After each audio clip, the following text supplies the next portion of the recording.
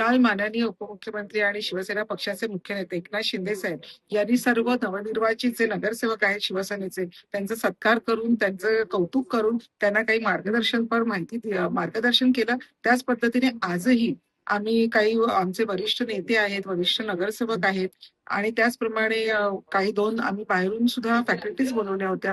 त्यांनी कशा पद्धतीने मुंबई महानगरपालिकेत कामकाज चालतं, कशा पद्धतीने मुंबई महानगरपालिकेचे रूल्स अँड रेग्युलेशन्स प्रमाणे आपण कामकाज चालवायचे, कशा पद्धतीने बोलायचं आहे, कशा पद्धतीने पक्ष म्हणून एकत्रित काम करायचंय, व्हीप म्हणजे काय, या सगळ्या गोष्टी जे नवनिर्वाचित नगरसेवक आहेत यांना समजावून सांगण्यात आलेलं आहे. आणि मला असं वाटतं की एक एकत्रितरित्या खेळीमेळीच्या वातावरणामध्ये हे सर्व कार्यक्रम सुरू आहेत. एकीकडे दुसरीकडे चर्चा सुरू होतं, उद्धव ठाकरेंवर शिवसेना उच्च शकते, काँग्रेसवर शिवसेना होऊ शकते, अशा बातम्या आहेत.